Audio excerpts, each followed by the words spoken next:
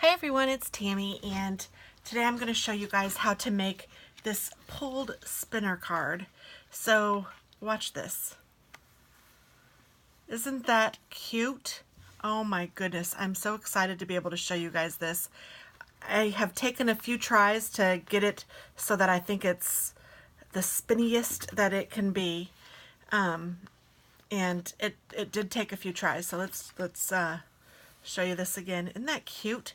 So I learned a few lessons along the way and I will share those with you guys, but I really like this and I'm excited to be able to make cards like this. I don't know if that's, oh, that's perfect. Okay. Yay. I love it. Okay.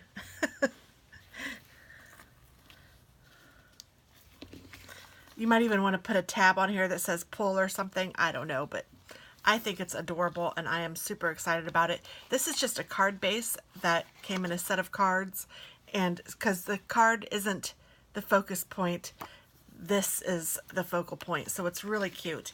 And I wanted to do a different one, but kind of well, definitely the same idea, but do a different one with a different scene, and I thought this was really cute. So this is a card base that's just from one of the packs from Hobby Lobby, and then I just had the stamp set and stamped this octopus, and you could do anything that you want that could spin. So little heads, or maybe if you just did a circle with a bee, I would suggest it be something circle-like, or you know, I mean, I guess it could be square or whatever, but it's just going to spin, so you want it to look decent. At least in my head, I'm thinking a circle would work great.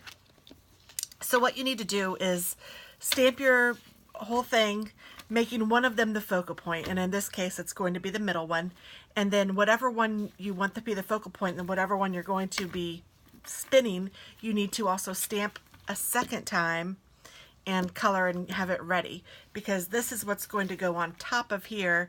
So even though this is colored, you're not necessarily going to see it. So I don't know, I guess the first thing we can do is go ahead and cut this out, and you just want to cut it at the line. You don't need to cut it short, or you don't need to cut it so that there's any white space showing. You just want to cut it right on the line.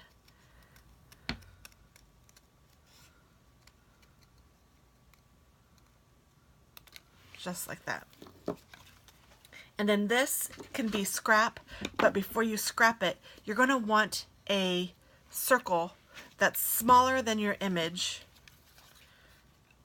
just out of scrap paper. So I'm using this, and I don't know if it's smaller. Oh, it's just barely smaller, so it works fine. But you want it to be just a little bit smaller than your image, because this is what's actually going to go behind it.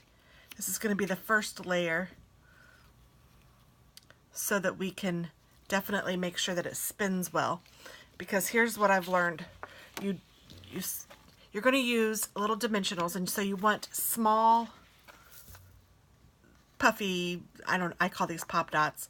I like these dimensionals from Stampin' Up. I do sell Stampin' Up. I love Stampin' Up, but you can get round ones from other places. But these dimensionals are great because they're not too thick, and you're going to layer it up twice. So these work great for me, but use what you have. But the first thing you're going to want to do is take one of your dimensionals and put it right in the middle. I'm going to turn that so it's right in the middle of the circle that you have made. And then you're going to put your circle where you want it, or to cover up the face or whatever it is that you're moving. And then take one of your pokey tools, and this has to go all the way through both the dimensional and the circle and the card. So all the way through. And this is a little bit hard to do, so just make sure that you get it in there. And then I spin it around a few times. Spin the card around, spin the thing around. You just want this to make sure that it knows that this is where this is going to go. And I want you to be fairly easy to spin. So you want the white paper underneath. I've tried it with different things, but this white paper, see how easy I can spin this? That makes it so much easier. I've tried to do smaller pieces of white, like like barely have any. I've tried to just make the sticker so it's not sticky, but the paper really helps. I've used smaller paper and that works fine too, but the bigger piece is a little easier because you gives you something to hold on to here when you are working, and I'll show you what I mean. So after you have poked your hole all the way through, this is what I mean. I can now hold on to this white piece of paper and not have to hold on to this part because I want this to stay as sticky as I can keep it. I'm going to tear off the top part. I'm going to stick a brad through the hole to the other side. And then I'm just going to close the pieces. And I'm not going to make it super tight, at least not yet, because I want it to still be able to spin. So I'm just kind of holding this and working it just a little bit so it knows that this is what I want you to do.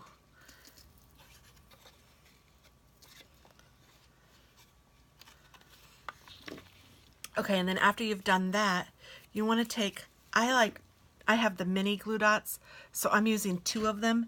I'm putting one on the top part of my dimensional and covering up the brad, and then one on the bottom part of my dimensional covering up the second half of the brad. And just so I have 2 dimensionals on there. I mean, sorry, 2 glue dots on there. And then now I'm going to take another dimensional and I'm going to stick this one right on top of the one that's there. Oh no, don't do that yet. I forgot my string. Ugh, don't forget your string. You need your string. So you need about, I'm trying to find the end, about a foot of string. I'm going to use a different pair of scissors. Yikes. These are my junk scissors, but that's okay.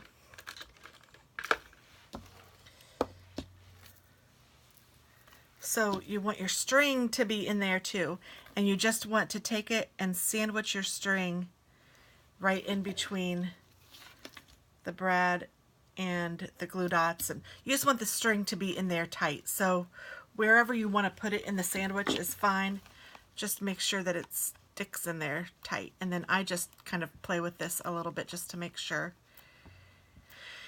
And then while this top part is still on, I take my little powder and go all along the sides just to make sure that this is not going to stick to anything else.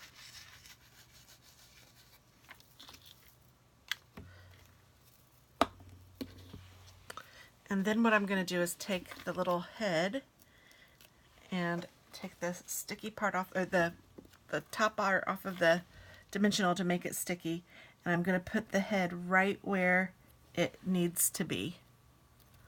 So right there on top. So then I have my string already attached. I'm going to loop it around. I would say no more than 3 or 4 times. And then hopefully, yay! Isn't that cute? I just can't get over it. So this is 4 times.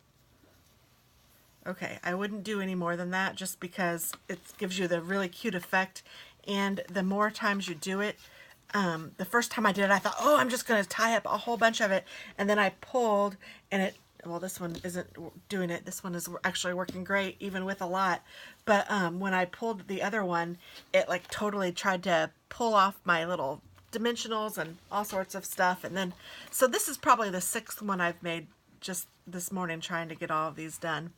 But it is very cute. It turns out really adorable. I love it. I don't know. I can't get enough of it. I think it's so stinking cute. And then, so what I do at the end is I put a little knot here.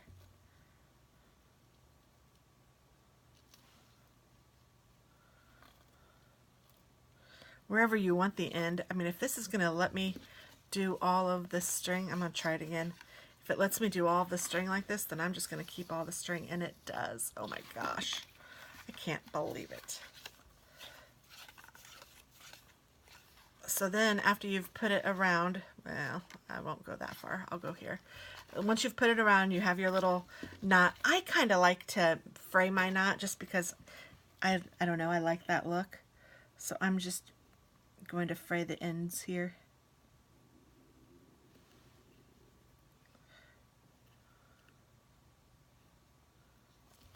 Just like that. And then I'm going to take some of my sticky strip or tear and tape or whatever you want to call your strong adhesive, and I'm going to put that on all sides because you're going to be pulling on this, so you want it to adhere really well to your card. And I would suggest this paper be a thicker paper. I'm using the Stampin' Up! Cardstock, which is fabulous, and you don't want to put anything over this middle part because if you do, it won't move, because when you're pulling, that brad moves. See that? So use a thicker paper here just because you're pulling on it, and I'm afraid that if you use something thin, it would rip. Oh goodness, I can't get the paper up.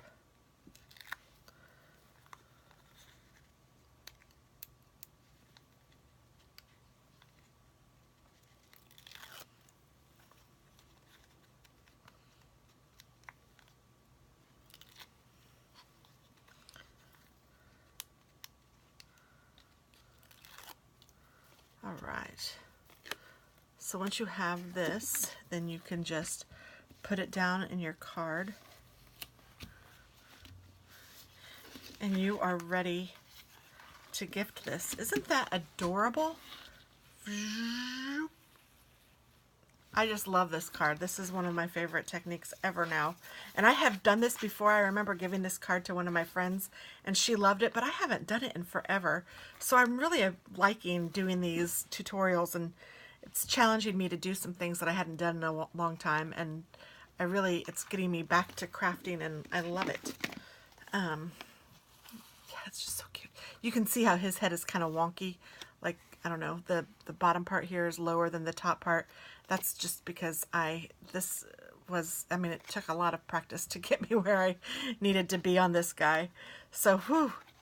And he's cute too. So he is actually a stamp and a punch from Stampin' Up. So it was kind of easy I just punched out his head and just used that. So that's another option. If you have like punches or stamps with different die cuts or whatever, use that. Take advantage of it, because this one was super easy because it was just like a little bit of an oval, almost a circle, but lots of different things, and I think this is just adorable. Yay, I love them. So I hope you guys try it. I hope that you guys like it as much as I do, and enjoy. Have fun. Bye-bye.